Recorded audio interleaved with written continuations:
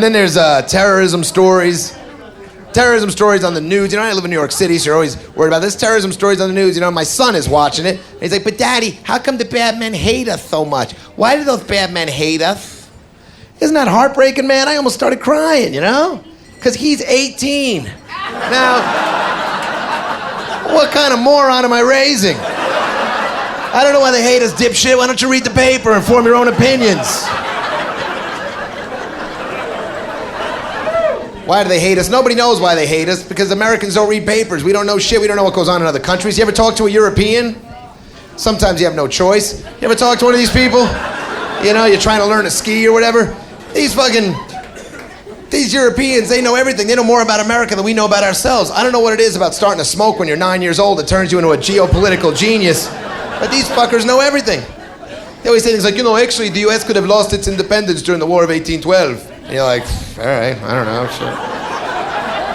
You try to think of the one thing you know about Europe, you're like, oh, French chicks got hairy pits, right?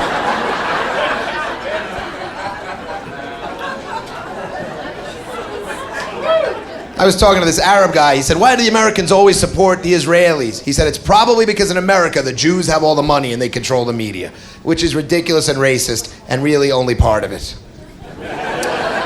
Americans don't really know what goes on between the Israelis and the Palestinians. So basically, Americans support the Israelis for one reason, because the Israelis never do this.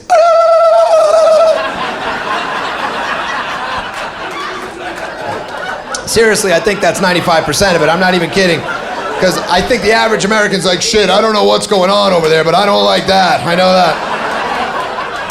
I'm going with the team that ain't doing that. That I don't like. This guy told me it sucks for him. He's always stereotyped as a terrorist. You know, whenever he travels, people assume he's a terrorist. And that does suck, but this is America. Every ethnic group has a stereotype that they've had to overcome at some point in their history. I mean, I'm half Colombian and half Spanish. I don't get upset every time people assume that I'm a bullfighter. I don't. I just deal with it. It's my little cross to bear. I can't be seen with a sword or a cape, you know. You don't think I'd love to wear my skin-tight pink capri pants with the bedazzling on them? You know, without here, look at that bullfighter. I told you they was all bullfighters.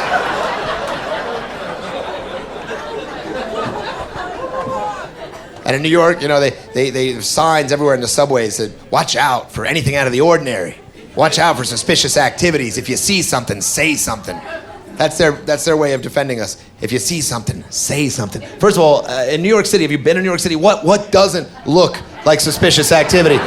You would have to spend your whole day tackling people and apologizing. Oh, shit. Sorry about that.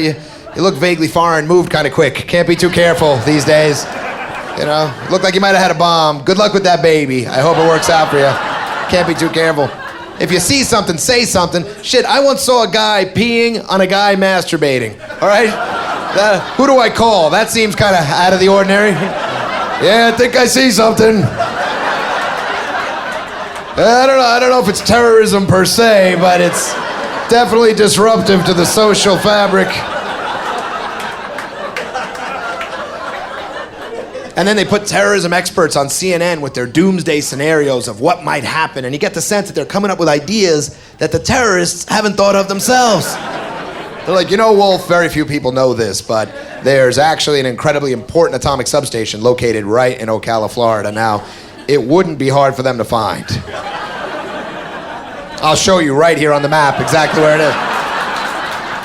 All it would take is a very small explosive charge placed in this exact spot right here. Even a firecracker would do it, Wolf, or a bottle rocket, or even an Egg McMuffin. If they were to smear an Egg McMuffin right on this spot right here, the entire eastern seaboard would go down. There's only one security guard there. His name is Bob, and he's a bit of a boozer. So just imagine how easy it would be for them to get in there.